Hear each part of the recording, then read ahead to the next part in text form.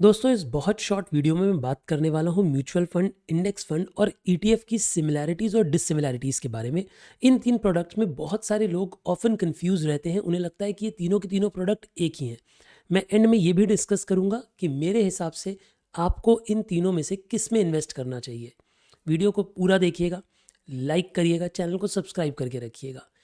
दोस्तों mutual fund, index fund और ETF शुरू में ऐसा लगता है कि तीनों एक ही थाली के चट्टे बट्टे हैं, तीनों एक ही चीज़ हैं, क्योंकि तीनों में जब हम अपना पैसा इन्हें देते हैं तो वो पैसा एक्चुअली में एक बास्केट में इन्वेस्ट होता है।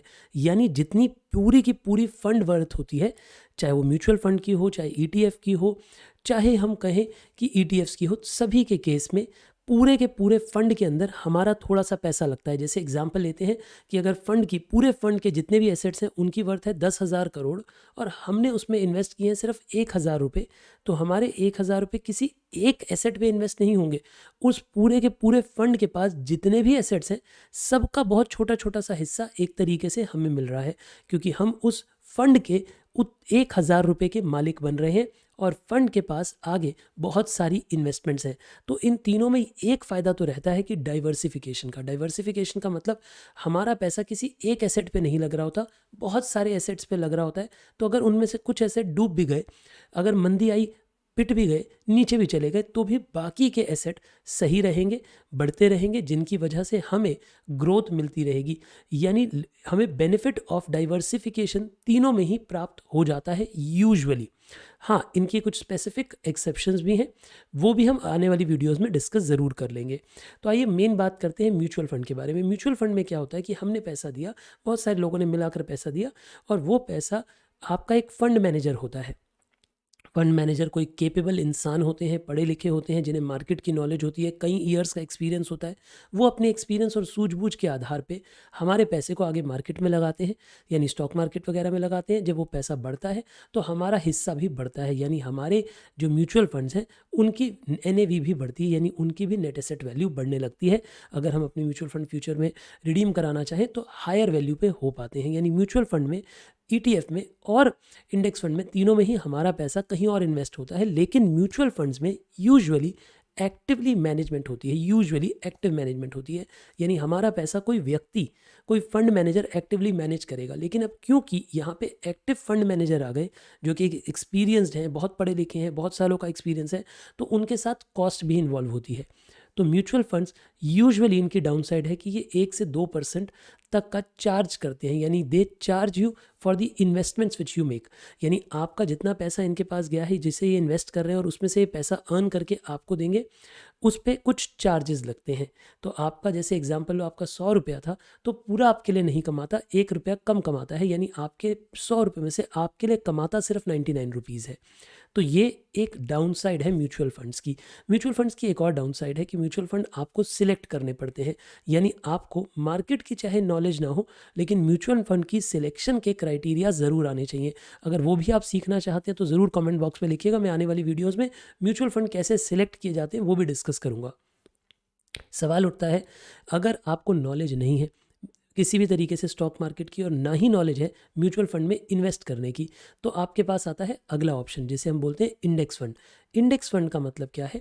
हम जो अपना पैसा दे रहे हैं वहाँ पे बीच में कोई एक्टिव फंड मैनेजमेंट नहीं होती। देखिए, फंड मैनेजर तो होंगे बट वो उतने लर्नेड होने की या उनके दिमाग चलाने की ज़रूरत नहीं है, क्योंकि वो पैसा सीधा सीधा किसी इंडेक्स को फॉलो करता है। इंडेक्स फंड का मतलब, जैसे एग्जाम्पल लेते हैं निफ्टी 50। निफ्टी 50 भारत की एक बहुत प्रचलित इंडेक्स है जो कि 50 टॉप कंपनीज का कॉम्बिनेशन है।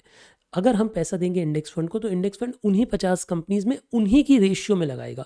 जिस रेशियो में निफ्टी के अंदर वो 50 कंपनीज हैं, म्यूचुअल फंड का पैसा, जो इंडेक्स फंड का पैसा भी उसी रेशियो में इन्वेस्ट किया जाएगा। यानी कि हमने पैसा दिया इंडेक्स फंड को, इंडेक्स फंड ने उन्हीं 50 कंपनीज में लगा दिया।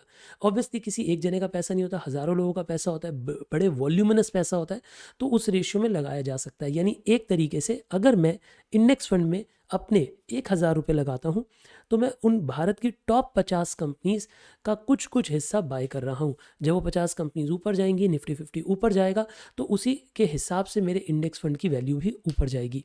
अपसाइड डाउनसाइड दोनों फेस करनी पड़ती है, लेकिन इंडेक्स फंड की एक एडवांटेज है, एक इसमें फ़ीस बहुत कम होती है, लगभग ना के बराबर फ़ीस होती है, क्योंकि बीच में एक्टिव मैनेजमेंट नहीं है, किसी का दिमाग नहीं चल रहा, किसी को खरीदना बेचना बार बार नहीं पड़ रहा होता सिक्योरिटीज़ को, यहाँ पे उन 50 कंपनीज़ को ही फॉलो किया जा रहा है।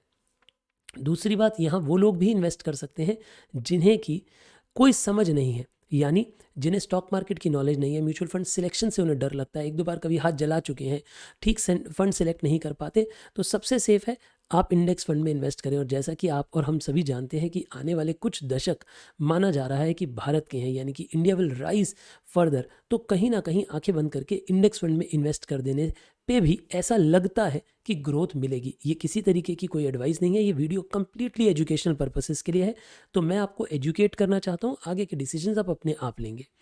इंडेक्स फंड में हमें सोचने की कम ज़रूरत पड़ती है क्योंकि इंडेक्स फंड इंडेक्स को फॉलो कर रही है। It is as simple as that. अब इन दोनों के होते हुए भी ETF की क्या ज़रूरत पड़ी? देखिए, म्यूचुअल फंड या इंडेक्स फंड्स जो है ना, म्यूचुअल फंड्स वगैरह मेजरली एक प्रॉब्लम है कि वो दिन में सिर्फ एक वक्त पे ट्रेड होते हैं, यानी एक स्पेसिफिक प्राइस जो डे की क्लोज के बाद निकाला जाता है, उसी प्राइस पे आप म्यूचुअल फंड खरीद या रिडीम करा सकते हैं। यानी म्यूचुअल फंड आप ऐसे माने कि रियल टाइम मार्केट में ऊपर नीचे जाते हुए नहीं खरीदे जा सकते, वो मार्केट के क्लोजिंग के वक्त ही प्राइस पता लगेगा। लेकिन कई बार ऐसा होता है कि मार्केट एकदम नीचे जाती है और आपको पता है आज ये मार्केट रिकवर भी कर जाएगी और आप उस डाउन पॉइंट पे बाय करना चाहते हैं या अप पॉइंट पे सेल करना चाहते हैं, यानी आप चाहते तो फंड में इन्वेस्ट करना है, चाहते तो एक बुकेट ऑफ इन्वेस्टमेंट्स में है इन्वेस्ट करना है, लेकिन आप उसके अंदर ट्रेडेबिलिटी चाहते हैं कि आपकी जब मर्जी हो, जितने मर्जी बजे आप चाहें तो उसका ऑर्डर दे सकते हैं मार्केट के चलते हुए। तो ETF ये प्रॉब्लम सॉल्व करता है। ETF is also like you can say index funds और म्यूचुअल फंड्स, बट इसमें फ़र्क क्या है कि आप इसे किसी भी वक्त खरीद और बेच सकते हैं। यानी मार्केट जिस वक्त चल रही होती है, ETF का प्राइस रियल मार्केट के साथ साथ बढ़ता और घटता रहता है, यानी आप उसे रियल टाइम पे ट्रेडिंग कर सकते हैं। दैट इज़ द एडवांटेज और बेनिफिट ऑफ ETF। लेकिन अगर आप लॉन्ग टर्म के लिए इन्वेस्ट कर रहे हैं, अगर आप अपना पैसा लंबे समय के लिए लगा के छोड़ देना चाहते हैं 5-10 साल के लिए, तो मुझे लगता है ETF में इन्वेस्ट करने की भी कोई ज़रूरत नहीं है, क्योंकि ETF उन लोगों के लिए सही है जिन्होंने बहुत शॉर्ट पीरियड में खरीदना बेचते रहना है, उन्हें ETF फॉलो करने की ज़रूरत है। या फिर ETF कुछ अंडरलाइंग एसेट्स को फॉलो करता है, जैसे गोल्ड के ETF हैं जो गोल्ड प्राइस के बढ़ने घटने के साथ साथ बढ़ते और घटते हैं। तो अगर आप अंडरलाइंग एसेट में इंटरेस्टेड हैं तो आप ETF में इन्वेस्ट कर सकते हैं, वरना बिगिनर्स के लिए मुझे लगता है index fund can be the best bet.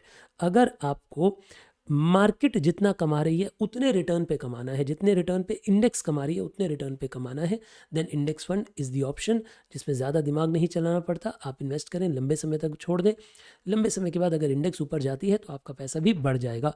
लेकिन वहीं म्यूचुअल फंड में कुछ आपको डिसीजंस लेने पड़ते हैं। भले ही म्यूचुअल फंड एक्टिवली मैनेज कोई फंड मैनेजर कर रहा है, लेकिन म्यूचुअल फंड को कब सेलेक्ट करना है, कब बाय करना है, कब उसमें से बाहर निकलना है, ये सारे डिसीजंस आपको लेने पड़ते हैं। आई होप ये वीडियो आपको इन्फॉर्मेटिव लगी होगी और इन तीनों वर्ड्स के बारे में काफ़ी अच्छे से आपको समझ आया होगा। और किन टॉपिक्स पे आप शॉर्ट वीडियोस चाहते हैं ज़रूर मुझे बता दीजिएगा। मैं आपका दोस्त CA नितिन गुरु ऐसी ही इन्फॉर्मेटिव वीडियोज़ आपके लिए इस चैनल पर लेकर आता रहूँगा। चैनल को सब्सक्राइब कर दीजिएगा, वीडियो को अपने दोस्तों के साथ शेयर करके बहुत सारा प्यार दिखाइएगा। All the very best.